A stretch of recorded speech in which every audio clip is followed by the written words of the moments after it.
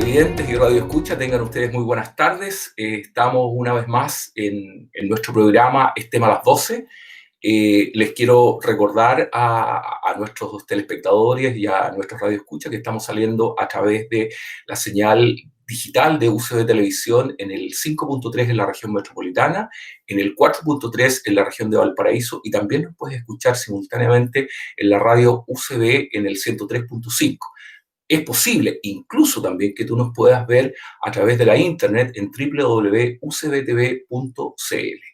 En esta ocasión, en este día viernes 6 de noviembre, es un día particularmente importante para Estema a las 12 en viernes, porque hoy día vamos a dar por concluido este primer ciclo de programas que hemos presentado para ustedes, conversando acerca de la actualidad y del futuro, que duda cabe, respecto de economía, política, sociedad, cultura, educación, en fin, de todo lo que tiene que ver con nuestra sociedad y con el mundo en particular y en general.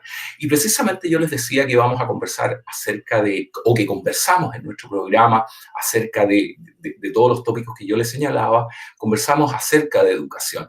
Y en este nuestro último programa justamente vamos a tener invitados, y ya tenemos en esta primera parte del programa, tenemos invitados, vamos a tener a dos referentes en tema de educación, y en particular vamos a conversar con dos rectores de universidades de nuestro país y también de una universidad argentina muy cercana, gran amiga nuestra, y con la que tenemos una relación de muchísimos, muchísimos años, nosotros como Universidad Católica del Paraíso y particularmente su Escuela de Negocios.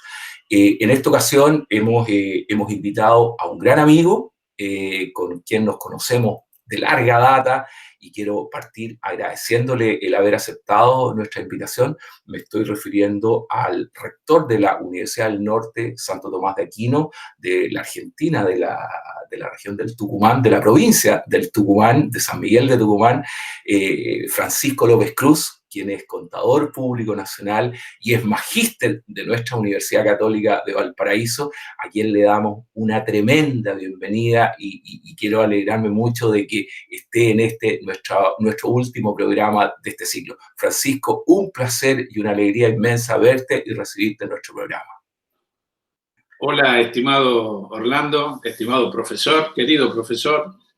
Tanto tiempo, desde hace mucho tiempo, trabajamos juntos y soñamos juntos en estos temas de universidad. Muy agradecido de esta invitación a tu programa. Bueno, para contarles quizá un poco esta perspectiva argentina y tucumana de lo que es hoy la realidad de nuestro país y de nuestra zona. Buenas tardes a toda la audiencia. Bueno, gracias por tu invitación. Bueno, y aquí estamos para compartir la jornada. Muy bien, no, una alegría de verdad muy sincera poder recibirte. Así es que muchas gracias, reiterarte los agradecimientos. Y Francisco, quisiera yo partir preguntándote, no estamos absortos, estamos viviendo en un mundo pandémico, ¿verdad? Nuestros países no son ajenos a lo que todo esto nos está significando. Yo quisiera partir haciéndote una pregunta bien general, Francisco, y es, ¿cómo estimas tú que se ha abordado en general en el mundo y en particular en nuestros países, y si tú nos pudieras hacer una breve radiografía respecto de la situación de nuestra querida Argentina frente a esta realidad tan compleja, no solamente desde lo sanitario, que duda cabe que sí, sino que también desde lo social y por supuesto desde lo económico? Está claro que el mundo ha tomado distintas decisiones respecto a cómo tratar la pandemia.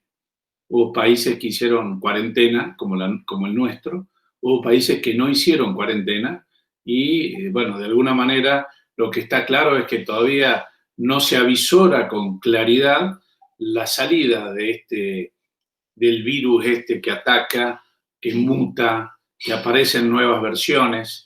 Entonces, países que estaban en cuarentena, salieron de la cuarentena, vuelven a la cuarentena, como está pasando en Europa. Claramente, este virus que ha llegado y que no tiene hoy una vacuna, nos está indicando que por mucho tiempo tendremos que cuidarnos y que cambiaron muchísimo las costumbres, sobre todo las latinas, respecto a algo tan algo tan propio de estas tierras como un abrazo, la cercanía, el beso en el saludo, todo esto está cambiando y parece que cambiará para siempre. Esto es lo que uno avisó. En el caso particular hubo países que no hicieron cuarentena y rápidamente llegaron a un pico de contagios, luego una meseta y de ahí alguna disminución y sus actividades económicas en general no se vieron tan resentidas. Hubo países como la Argentina, que aún continúa en una cuarentena la más larga del mundo y que en esta cuarentena implicó medidas desde el gobierno nacional ante la inminencia de esta pandemia y, bueno, constitucionalmente está previsto que en casos como este se puedan tomar determinaciones nacionales, como por ejemplo el cierre total, un aislamiento total, una cuarentena total donde solamente algunas actividades esenciales podían seguir haciéndose y estaban relacionadas a la salud o a la alimentación, básicamente. Bueno, esto produjo en la Argentina los siguientes efectos. En primer lugar, al inicio de la cuarentena, la curva de contagio era mínima, muy poco contagio. En general, el contagio era en este mundo globalizado, gente que había estado en el exterior y que venía, y la primero que se contagió fue urbanamente Capital Federal y Gran Buenos Aires, mientras que el interior tenía muy pocos casos o casos muy aislados, como por ejemplo Tucumán. Entonces, desde el punto de vista sanitario, esta cuarentena lo que hizo fue atrasar la curva de contagios. Entonces, Argentina estaba entre los países que tenían menos contagios.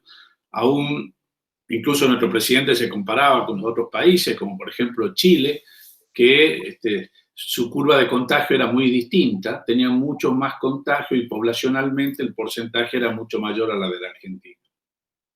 Pero evidentemente, hoy, con tantos meses por detrás, lo único que hizo la Argentina evidentemente fue retrasar la curva de contagio, pero bueno, estamos viviendo lo que creo que sería hoy el pico de la pandemia, amesetada en Capital Federal y Gran Buenos Aires, y en el interior de la Argentina, como en el caso de Tucumán o el noroeste, aún encontrando el pico para luego llegar a la meseta, que de acuerdo a toda la evolución que uno ve mundial, luego de esta meseta empieza a disminuir la cantidad de casos. Y aún también en esto que es desconocido para el mundo, se están viendo que no es gratuito el paso de la pandemia, no es gratuito el COVID en el paso por el cuerpo humano, porque hoy se están descubriendo muchas consecuencias en algunas afecciones cardíacas o de otro tipo a aquellos que han cursado esta enfermedad.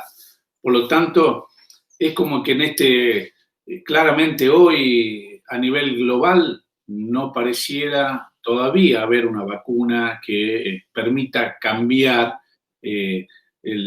la curva esta de contagio mundial y que podamos tener de alguna manera alguna solución.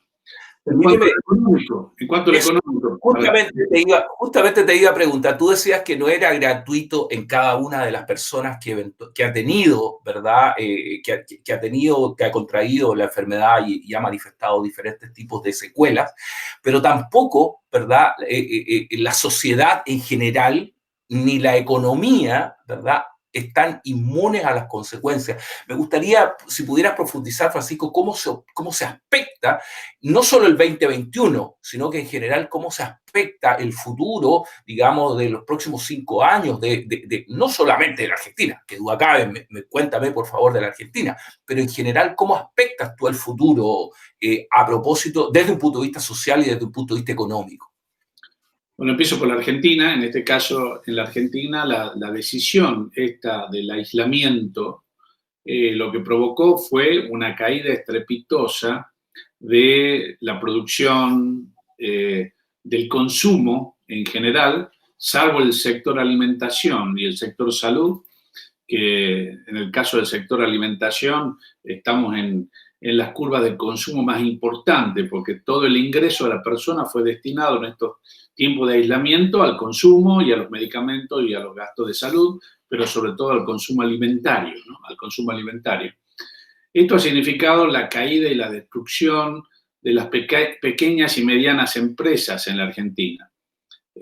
Tú que conoces Tucumán, si pasas por nuestro centro, verás una cantidad de locales cerrados, sobre todo afectado a todo lo que no es alimentación o salud. Todos los otros rubros, ni hablar de turismo, el turismo totalmente cerrado.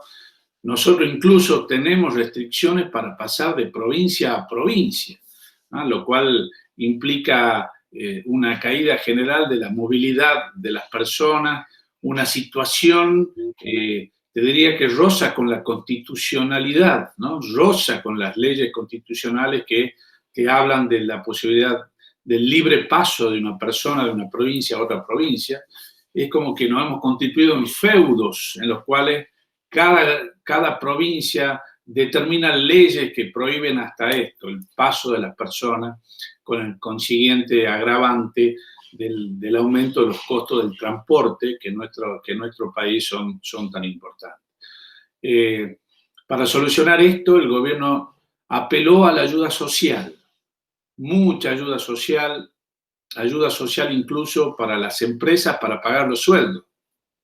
Un programa que se llama ATP acá en la Argentina, que es apoyo a la actividad productiva, ha permitido que muchas empresas pudieran tener subsidios para el pago de sueldos en esta etapa, más el aumento de todos los planes sociales, que tenemos un menú muy grande en Argentina de planes sociales, y claramente el gobierno para financiar estos planes recurrió a la emisión monetaria.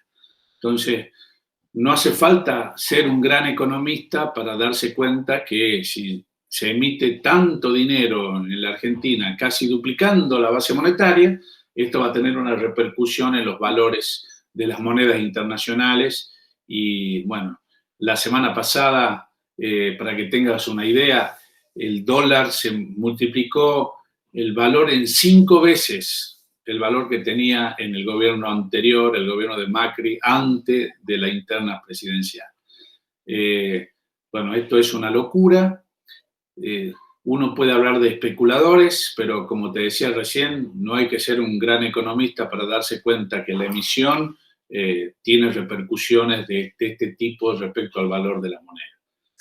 Yo creo que este fenómeno que estamos viviendo no se vivió nunca antes, porque es global. Creo que no... Al menos dentro del último siglo, de los últimos... Dentro del último siglo, ¿no? Los últimos 100 años. Afectó a todo el mundo, afecta económicamente a todo el mundo. Creo que todos los países se han visto complicados en lo económico. Por supuesto que siempre las brechas se agrandan. Imagínate en Argentina el que tenía una posición en dólares hoy ha quintuplicado su valor en relación al peso, y esto genera oportunidades de corto plazo. Lo mismo que se habla de tanto tipo de rumores que esto fue generado por China para poder desequilibrar el mundo y comprar empresas, etcétera, etcétera. Bueno, todo esto que forma parte de un imaginario, en realidad ha dado muchas oportunidades a aquellos que tenían una posición líquida, creo que en la mayoría de los países, ¿no? Hoy por hoy, nuestro mercado inmobiliario en pesos es una gran oportunidad para aquel que tiene una tenencia en dólares. Bueno, y esto que pasa acá, en general, ha pasado en toda Latinoamérica, ¿no? Yo creo que nos afectó mucho a Latinoamérica, afectó mucho al sur de América esta situación económica de baja general en todas las actividades. Déjame, Francisco, quiero volver a la economía, pero déjame particularmente preguntarte, en el mundo que es más cercano a la actividad que en el que ambos estamos envueltos, que es la actividad, la educación en general, pero particularmente conociendo muy por dentro la universidad, la UNSTA, Déjame particularmente preguntarte cómo ha abordado el mundo universitario desde un punto de vista, de su propio quehacer, ¿verdad? Pero también desde el punto de vista, y esta es una pregunta a lo mejor también muy dirigida a las universidades que se financian no por parte del Estado, ¿cómo han abordado esta realidad? Porque hay salarios que hay que pagar, hay que mantener, en fin, ¿cómo lo ha abordado el mundo universitario en general la situación y en particular el mundo de las universidades privadas en la Argentina? Viene muy bien esta diferenciación que haces, un pequeño comentario para la audiencia. Nuestro sistema universitario es muy distinto al chileno. En primer lugar, las universidades nacionales son grandes universidades donde es totalmente gratuita la educación.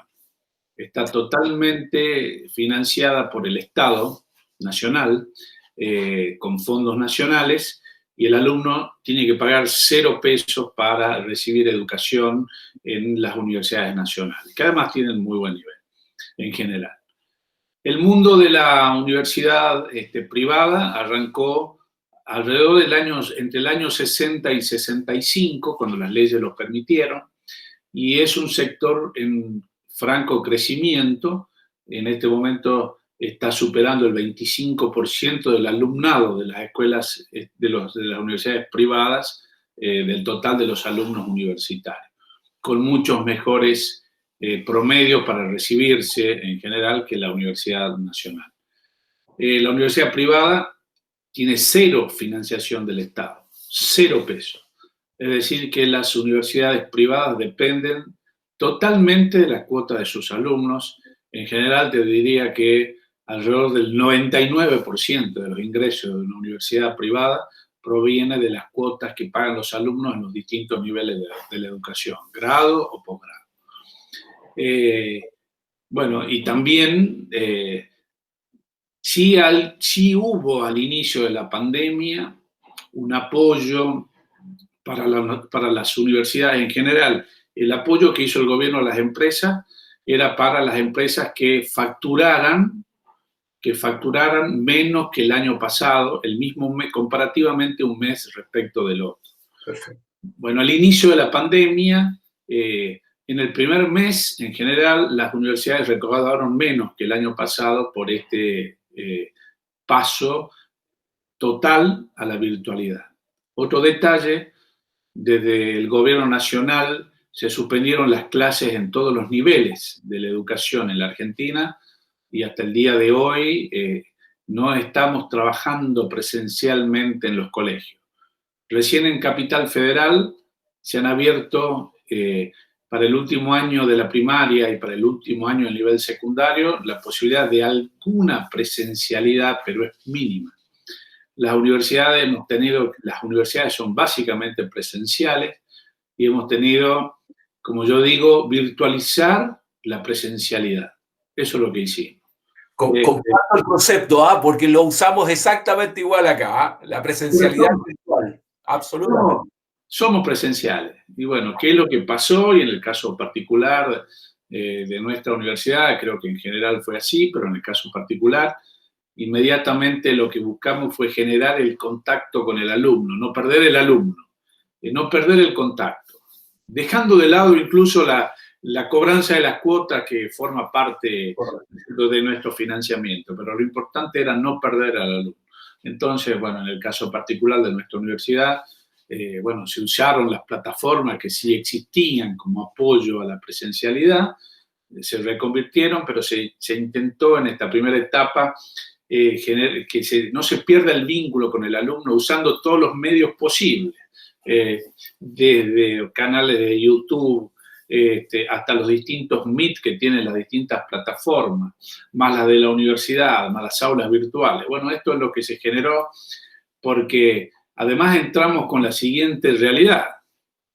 Nuestros alumnos estaban tecnologizados, nuestros profesores, muchos no. Y bueno, así pasamos de profesores que quizás no eran tan buenos para hacer un PowerPoint a estar hoy totalmente virtualizada y ya ofrecer a sus alumnos un link, un PDF, etcétera, etcétera. Creo que lo que más aprendimos en esta pandemia fue la generación de docentes, ¿no? Desde el punto de vista de la tecnología. Bueno, y esto que te decía, en el caso particular de nuestra universidad, que la conozco y en realidad sí, el hecho de que la universidad privada diera una rápida respuesta, a diferencia de la pública, diera una rápida respuesta en la virtualización y luego tuviera la capacidad de organizar exámenes virtuales, cosa que no existía para nuestro sistema y para nuestras regulaciones. Además, hubo que superar toda esta etapa. Tenemos el otro problema, tenemos alumnos que no tienen el título oficial porque está cerrado el colegio. O sea, es todo un cambio a nivel de la educación. Pero bueno, la respuesta, la Universidad Nacional, las públicas, demoraron mucho este pasaje, estuvieron siempre esperando la vuelta a la presencialidad, modificaron sus calendarios, esperando que el año empiece, en vez de marzo, como empiece acá, empiece en julio, porque ya se pensaba la vuelta a la presencialidad. Y bueno, hoy por hoy le costó mucho a la universidad pública este nuevo escenario y de hecho hay algunas facultades que ni siquiera todavía empezaron las actividades como para que tengan ustedes una idea. Oye, Francisco, y en materia de los colegios, la educación primaria, la secundaria, me imagino que se da un fenómeno relativamente parecido. ¿Cómo han andado por ahí? Creo que peor. Porque, bueno, a nivel de los colegios privados, acá los colegios privados sí tienen financiamiento estatal en una parte de sus ingresos, no dependen solo de la cuota, sino que en general, algunos no, pero en general casi todos tienen financiamiento estatal. Pero los colegios privados fueron los que por sus recursos pudieron virtualizar la educación, demorándose más, por supuesto, pero bueno, empezaron a dar clases así, no en las escuelas públicas, que son la gran mayoría, y donde hay problemas de acceso a la tecnología por parte de nuestra población.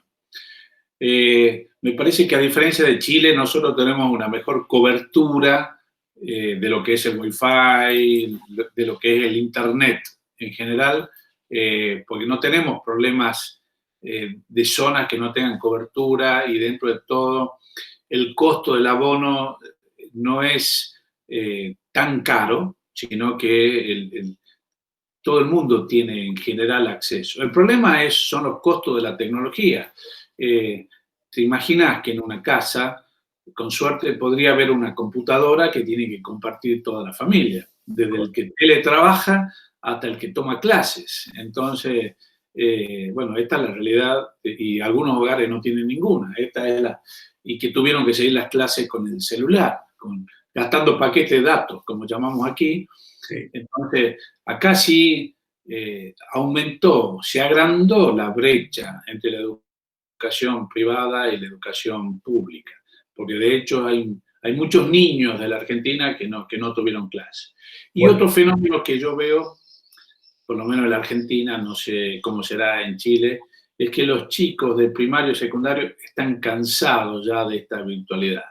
Están cansados de las clases, disminuye la cantidad de conexiones, a pesar que sean obligatorios, y de alguna manera hasta incertidumbre a nivel nacional de cuándo termina el periodo lectivo, qué es lo que va a pasar. Esto, la verdad, genera desasosiego en los chicos. Esto es lo que se ve. Perfecto, sí. Mira, la verdad es que las situaciones son bastante parecidas en nuestros dos países. Permíteme recordarles a nuestros televidentes y radioescuchas que estamos conversando con el rector de la UNSA, de la Universidad del Norte, Santo Tomás de Aquino, de la provincia de San Miguel de Tucumán, en la Argentina, una universidad amiga de nuestra universidad, muy cercana a nosotros. Estamos conversando con su rector, el señor Francisco López Cruz, magíster, y quien es contador público nacional, pero también tiene la particularidad que es magíster de nuestro MBA de la Pontificia Universidad Católica de Valparaíso, que es, ¿verdad?, el programa de nuestra universidad que auspicia y patrocina este tema a las 12 en viernes. Francisco, yo te decía que quería preguntarte particularmente respecto al tema de la educación, pero quiero volverte de alguna manera al tema económico, no porque tengo una obsesión con la economía, por Dios, sino que porque la economía es parte, de alguna manera, de la vida de la sociedad.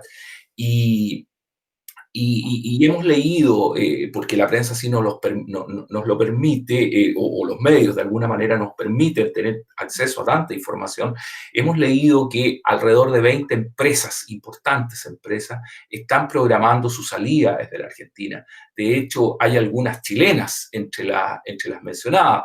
El caso probablemente más sonado era uno que nos facilitaba el estar muy cerca el uno del otro. Celebrábamos hace algún par de años atrás con mucha felicidad que teníamos vuelo directo desde Santiago a Tucumán, que era una maravilla, pues nos demorábamos 1 hora y media, 2 horas en llegar, en consideración que antes nos demorábamos, voy a decirlo así, 2 días, porque había que viajar antes, ¿verdad? Entonces, LATAM es no hay problema aquí en mencionarlo, LATAM, Falabella, en fin, y hay otras más, Walmart, Danone, en fin.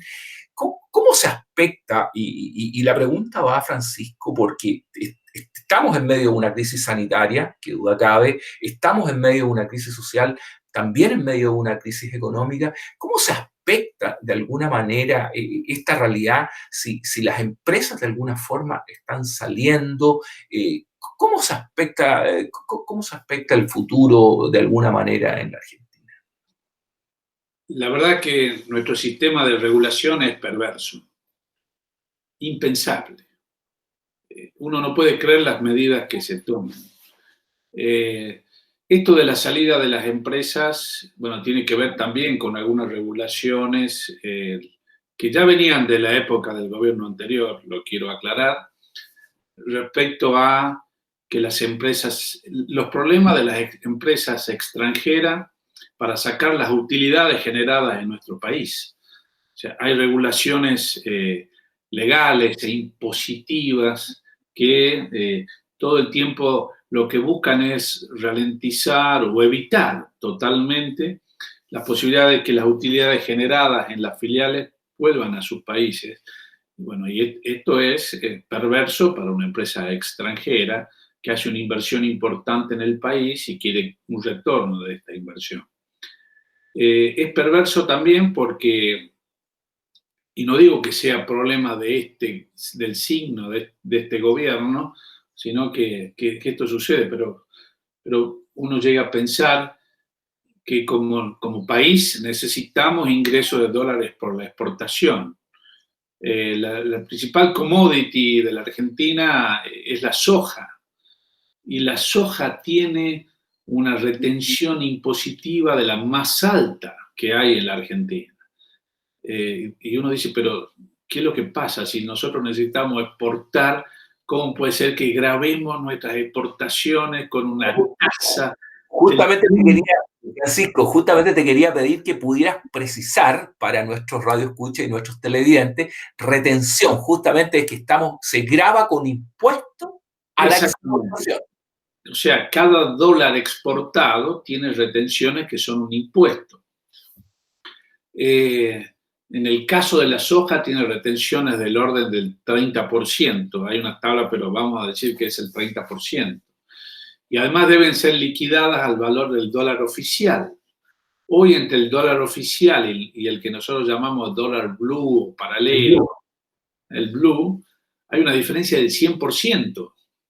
Entonces, y el exportador está obligado a liquidar los dólares que le ingresan en 5 días. Entonces, recibe el dólar oficial, sobre eso se aplica una quita del 30% y lo demás queda para el exportador.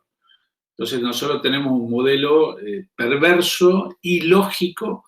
Si uno quiere generar dólares de la exportación, es totalmente ilógico nuestro sistema. ¿Qué es lo que hacemos? Grabamos las exportaciones.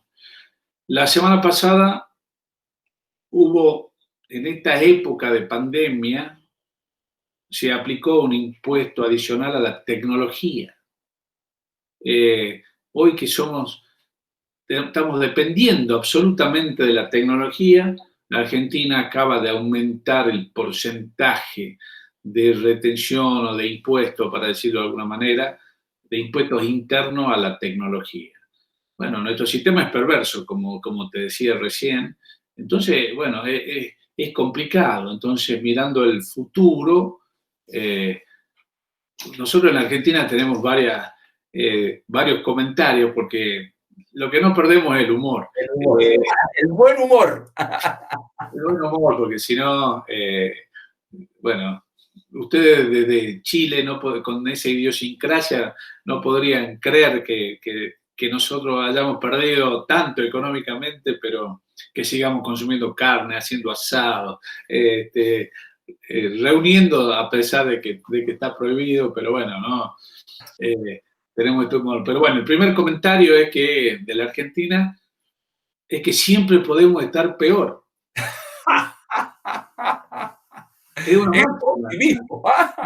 Claro, siempre podemos estar peor. Uno dice, no, porque no hay peor escenario que este. Bueno, siempre podemos estar peor. Y además tenemos tantas crisis y después nos recomponemos. Creo que ese es el pensamiento hacia el futuro, porque todo está mal. Es lógico, encuentro lógico la salida, que las empresas quieran salir, no se pueden retirar las utilidades.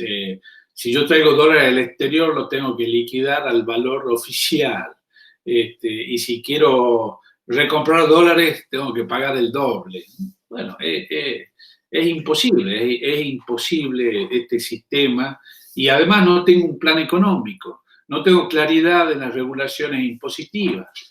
No, la verdad, lamentamos mucho que se retiren estas empresas o que quieran irse, porque bueno, de alguna manera hay etapas que en la Argentina está codo a codo con el primer mundo y hoy no, estamos muy lejos de esa situación. Pero bueno, Déjame, sí. permíteme, Francisco, déjame preguntarte, y ya el tiempo, oye, es increíble cómo vuela, y déjame preguntarte, porque no puedo no preguntarte, el martes recién pasado han sido las elecciones en los Estados Unidos, y no podemos abstraernos de la importancia que tiene Estados Unidos para el mundo. ¿Qué esperarías tú para nuestra Latinoamérica y particularmente para nuestros países, pero específicamente en este caso para la Argentina, del nuevo periodo presidencial, del nuevo periodo, de la nueva legislatura que está iniciándose, que se va a iniciar en los Estados Unidos?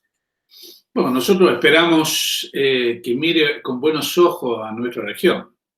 Nosotros esperamos, bueno, Estados Unidos, hay dos potencias que tienen mucha relación con nuestros países, como son China Exacto. y Estados Unidos. Bueno, nosotros esperamos que, bueno, todos estos problemas de los últimos tiempos en Estados Unidos que tuvieron que ver con la inmigración, o en el caso particular de la Argentina, con la restricción por algunos productos, esto se levante. Ya el año pasado, Tucumán en particular es el primer exportador mundial de limón. Y nuestro limón no podía entrar por las regulaciones a los Estados Unidos y el año pasado, bueno, hubo un levantamiento de esta restricción y nosotros estamos pudiendo exportar a Estados Unidos incipientemente, pero estamos en este camino, ¿no?, de apertura de nuestras exportaciones en caso, un producto en particular como es el limón.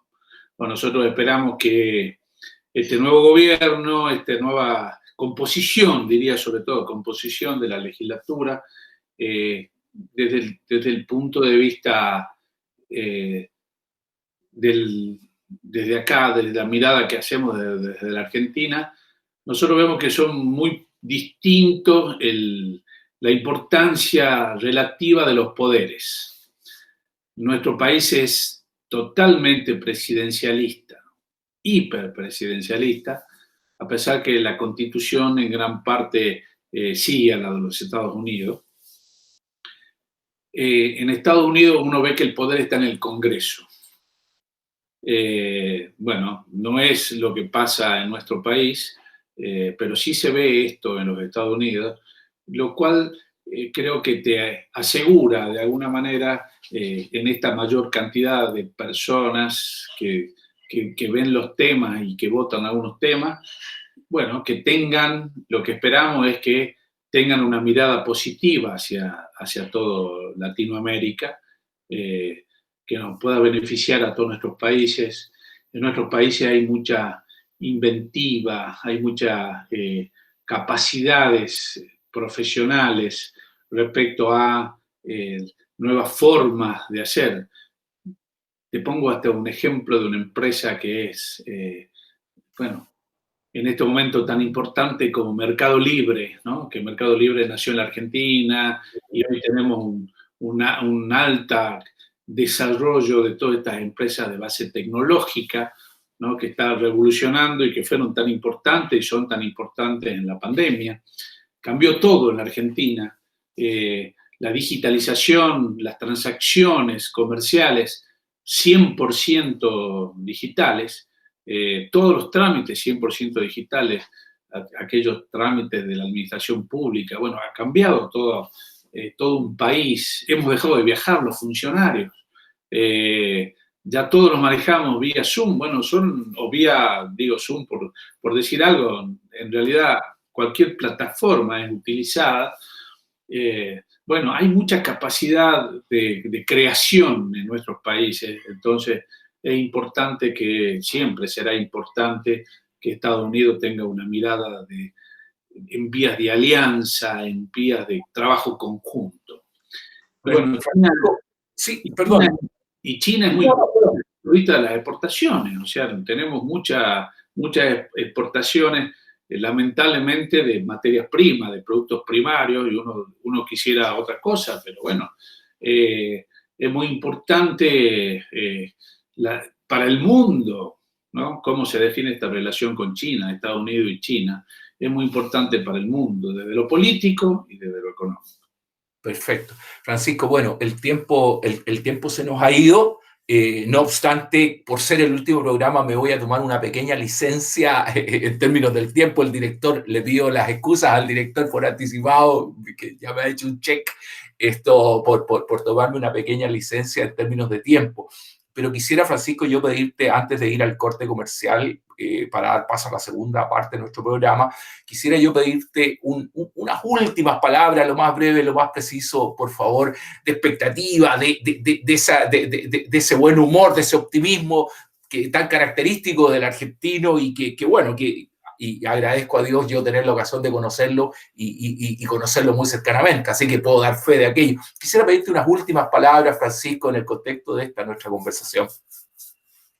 Bueno, la universidad está en un sector que tiene una gran cosa, algo muy lindo. Nosotros trabajamos con la esperanza. Un alumno que puede tomar sus clases en este periodo de aislamiento, que se da cuenta que puede estudiar, que puede avanzar, que puede rendir y que puede ir en camino hacia un título que luego le da la posibilidad de un desarrollo profesional, a nosotros nos sitúa en una actividad que genera esperanza. La educación es esperanza y nosotros trabajamos en la educación.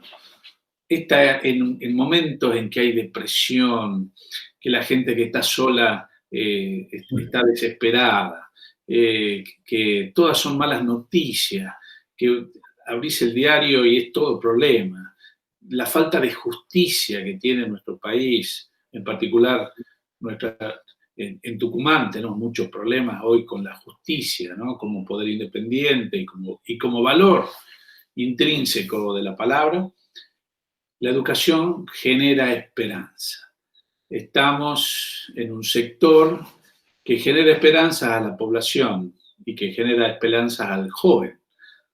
Qué importante que es la juventud y que es esperanza. Y desde el punto de vista de los ciudadanos, ¿no? Desde el punto de vista de nosotros que estamos en este país tan sufrido, lo que necesitamos es esperanza. Entonces, bueno, los argentinos no perdemos la esperanza, así como no dejamos de hacer un buen asado. Eh, Muy bien, pues Francisco.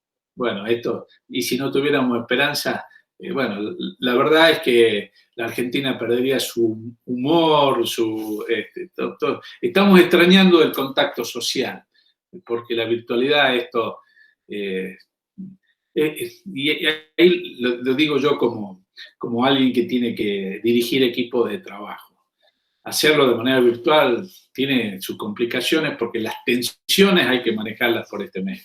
Pero bueno, no perdamos la esperanza y bueno, y también esta confianza, ¿no? Que entre los países hermanos podamos trabajar en conjunto. Tú has cerrado muy bien y te quiero agradecer y yo quisiera despedir esta conversación y con lo que tú acabas de decir, pues somos países hermanos, ¿verdad? Tenemos que tener esperanza y de alguna manera la tercera encíclica del Papa, la Fratelli Tutti, hermanos todos, de alguna manera nos invita a eso. Francisco, para mi querida Argentina, para mi querida Tucumán, particularmente para ti y para todos, quiero expresarte y te pido por favor a través tuyo y de esta conversación, de este programa, mandarle saludos a tantos amigos que tenemos por allá. Quiero agradecerte la participación en este nuestro último programa y decirle a ustedes, señores televidentes, que volvemos en unos breves minutos, vamos a un breve corte comercial y estamos de vuelta a la segunda parte de nuestro programa Tema a las 12. Francisco, muy agradecido y Dios mediante nos estaremos viendo pronto. Adiós. Agradecido soy yo, querido profesor. Nos vemos. Chao, adiós, gracias.